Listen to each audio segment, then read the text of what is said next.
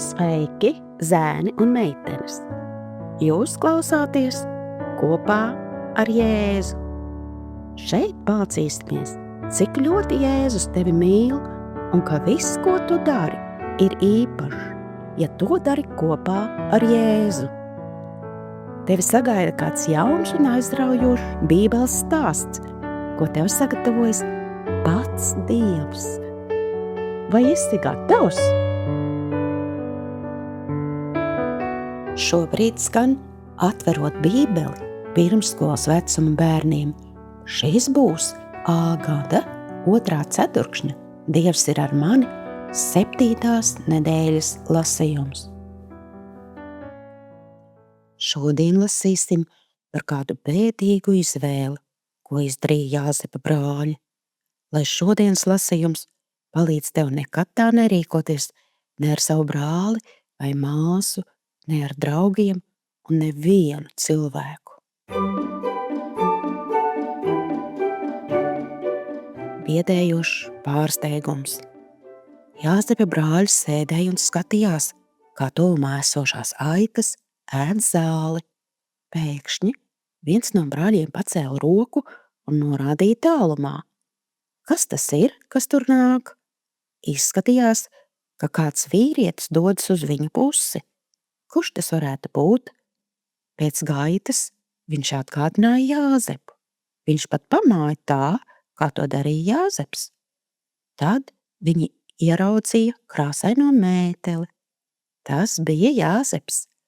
Lūk, tur nāk tas lielais sapņotājs, viņa teica cits citam. 1. Mūzes 37:19. Viss viņu naids un greizsirdība uzvirmoja un izlauzās uz āru, kā sadusmots vulkāns.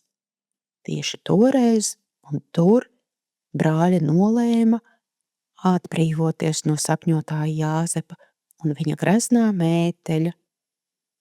Vecākais brālis Rūbens dzirdēja viņu plānus. Viņš nevēlējās, lai Jāzeps tiktu savainots. Viņš sacīja saviem brāļiem: neizliet asinis, iemetīsim to šinī bedrē.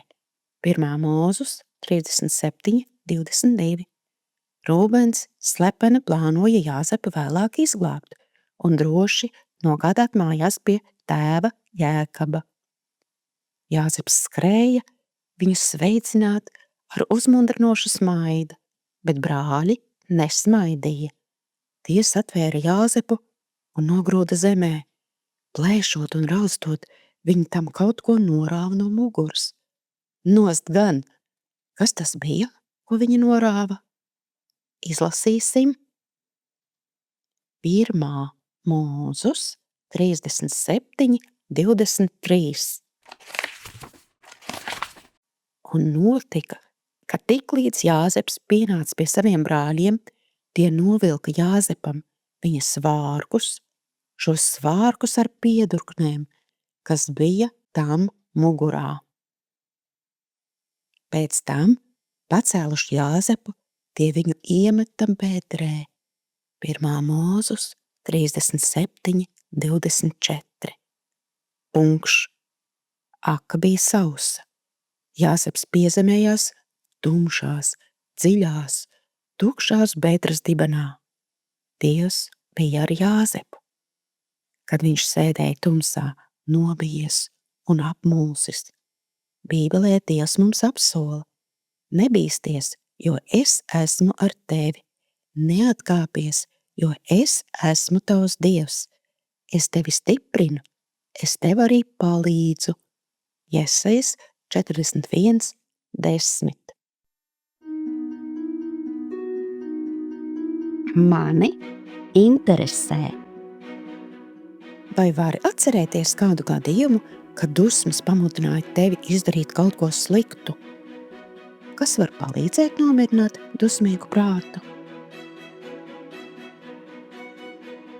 Dievs ir tas, kurš var nomierināt mūsu uztrauktos dusmīgos prātus. Cik bēdīgs sākumā jutās Jāzeps. Kad kāds dusmojas, kāds cits vienmēr ir bēdīgs. Tāpēc, lai Dievs palīdz tev tad, kad ir dusmas, uzreiz iet pie Jēzus un ļaut, lai viņš tevi nomierina, lai tu nevienu ar savām dusmām nesāpinātu. Tagad dzirdēsim Dieva skaisto apsolījumu mūsu atmiņas pantā. Klausāmies dziesmu.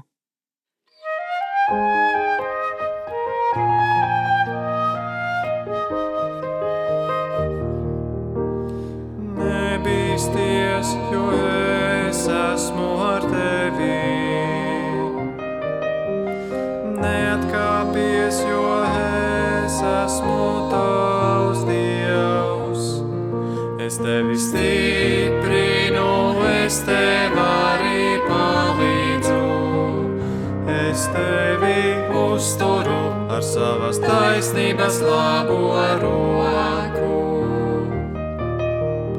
Jesajas 41, 10.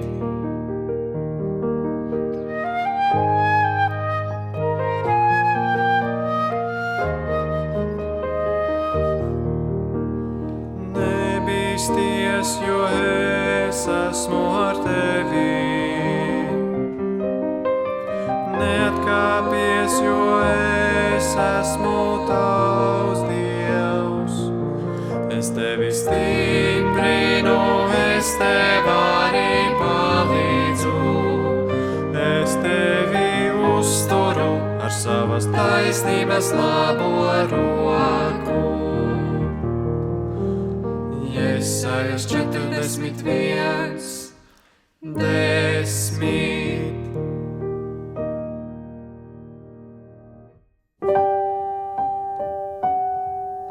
Laiks lūgšanai. Mīļais Tēvs, palīdz man būt drošam un cieši turēties pie Tavas stiprās rokas. Palīdz rīkoties pareizi un taisnīgi, arī tad, kad citi rīkojas negodīgi. Paldies par Tavu vadību un palīdzību. Jēzus vārdā. Āmen.